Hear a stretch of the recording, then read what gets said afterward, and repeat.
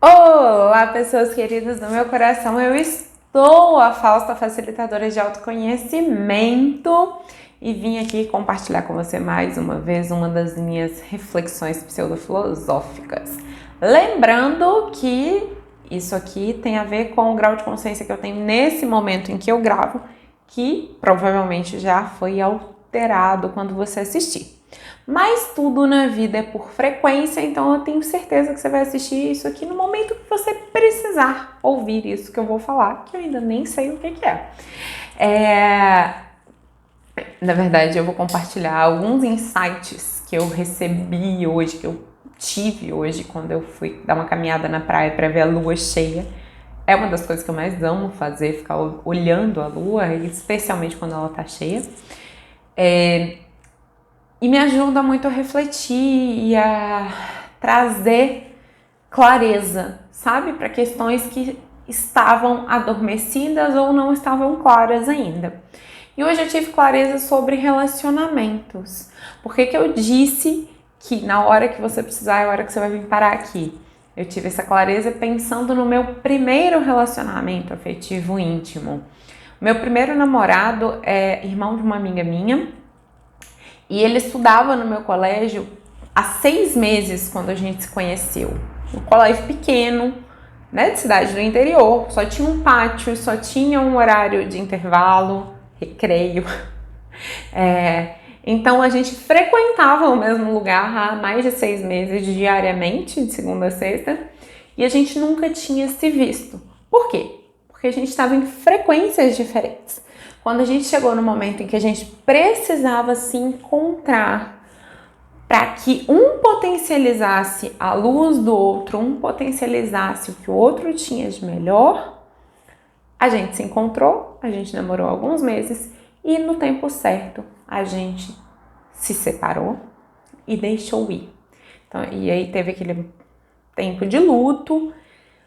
Foi algum tempo bom de afastamento e hoje é uma pessoa que eu considero minha amiga, não tão próxima no momento, porque a gente mora longe e tal, mas é um amigo muito querido, com quem eu sei que eu posso contar, ele sabe que pode contar comigo, mas a gente aceitou o que a vida trouxe.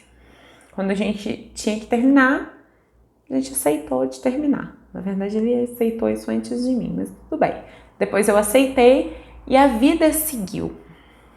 Quando foi no meu segundo relacionamento, eu não aceitei o término dele. E hoje eu estava refletindo de algumas coisas, por quê?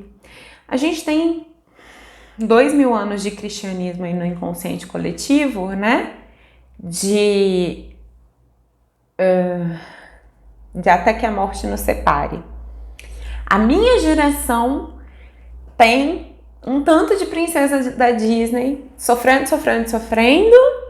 e aí finalmente casa e sejam felizes para sempre. E aí isso torna difícil a gente abandonar o fairy tale, né? O conto de fadas.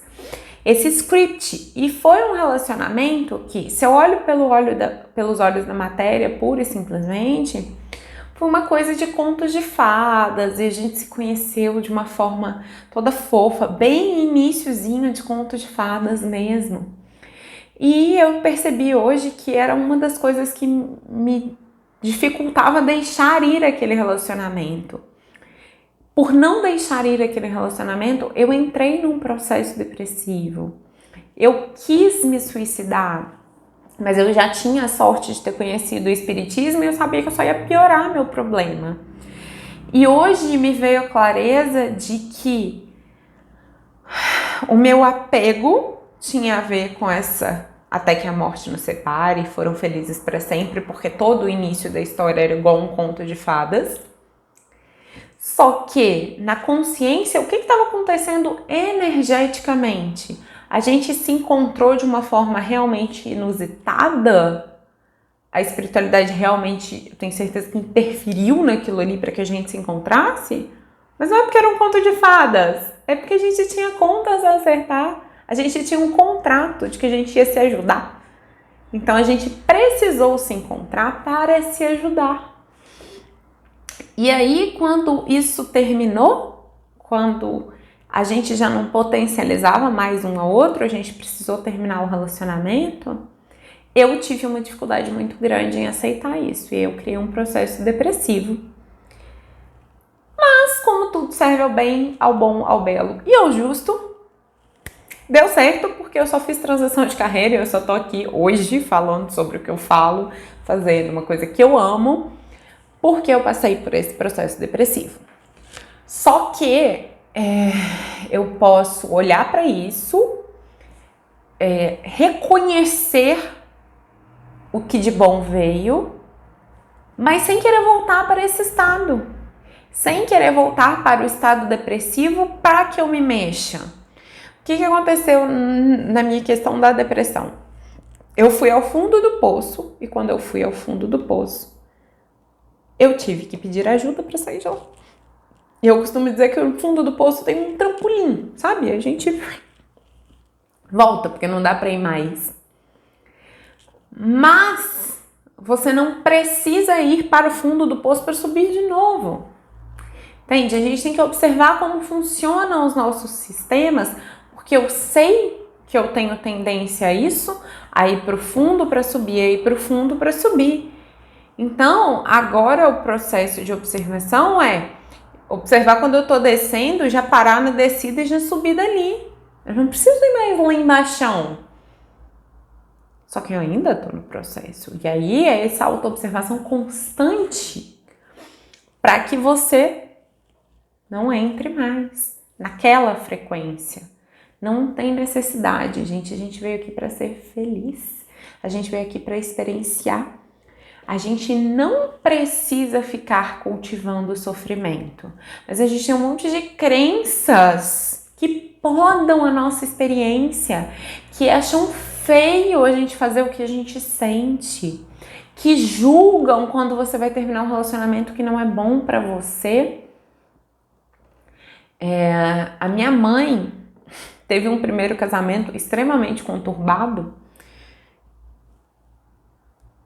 Tinha até arma de fogo no meio do rolê, tá, gente? Eu não vou entrar em detalhes, porque é a história dela. E aí, ela foi ao padre e pediu, né, ajuda espiritual quando ela estava se divorciando. E o padre falou, não, mas se você se divorciar, você vai pro inferno. Ela virou pro padre e falou assim, uma padre no inferno eu já vivo. E aí ela fez o quê? Abandonou a igreja. Hoje eu não tenho mais religião, então eu não tenho propriedade para falar como seria isso hoje na igreja católica. Mas quando a gente deixa o dogma ir acima do amor, independente de qual religião que a gente está falando, ou de qual filosofia, ou de qualquer corrente política, econômica e social, quando a gente deixa o dogma ir acima do amor, é isso. A gente gera divisão e afastamento. Então, você que poderia ser um ser que ia ajudar o outro, gera um afastamento do outro e aumenta a dor dele. Ou pelo menos não contribui para que ela diminua. E claro, tá tudo certo sempre, mas a gente precisa aprender a acolher as diferenças e aceitar que a vida é como ela é, não como você gostaria que ela fosse. Aceitar que às vezes você gosta de uma pessoa, mas o relacionamento não é funcional para você, então ele precisa acabar antes que vocês se machuquem mais. Às vezes é aceitar que você gosta muito de um emprego, mas ele não tá te fazendo mais bem. Porque, sei lá, tem um chefe abusivo. Às vezes é aceitar que não, você não vai dar conta de tudo sozinho. Porque na verdade ninguém dá. Só que a gente não fala disso. E aí fica um olhando pro outro, vendo foto no Instagram, achando que aquilo ali é a vida real. E não é. Eu lembro muito de um vídeo que tem aqui em algum lugar do Rossandro Klinger falando do casal selfie. Que ele foi a um restaurante japonês com a mulher dele e tinha um casal na mesa ao lado brigando, discutindo sem parar. Eles pararam, tiraram uma selfie, postaram e continuaram brigando. Então, eu tô falando que todo casal é assim? Não, gente, claro que não, óbvio que não. Mas enquanto você insistir em comparar a sua vida com a vida do vizinho que você só conhece por selfie, você nunca vai se sentir feliz, porque nunca vai parecer o suficiente. Porque você está comparando uma coisa que é irreal com uma coisa que é real. E mesmo se você pudesse comparar os processos reais, aparentemente, vamos supor que é uma pessoa que é muito íntima sua, que desabafa com você. O que vai dentro da pessoa, só ela sabe. O que vai dentro de você, só você sabe. Então, para de se comparar com o outro e segue seu coração.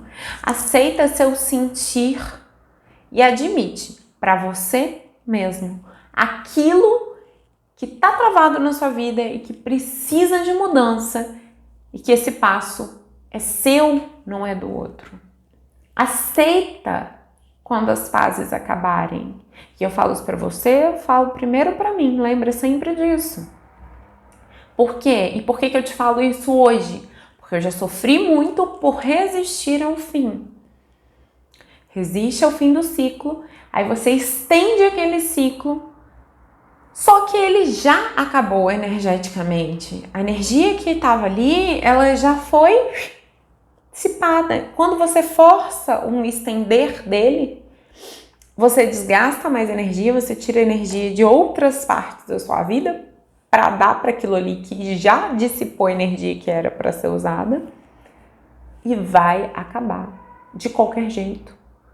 Porque quando a gente não deixa as coisas, não aceita que o negócio acabou, a gente arranja uma briga com o sujeito, arranja uma transferência para o outro lado do mundo. Qualquer coisa acontece para aquilo ali acabar. Porque já está acabado energeticamente. Não tem mais quanto energético para aquela relação ali. Seja ela de trabalho, de afetivo íntimo, de amizade. E não dá pra gente insistir.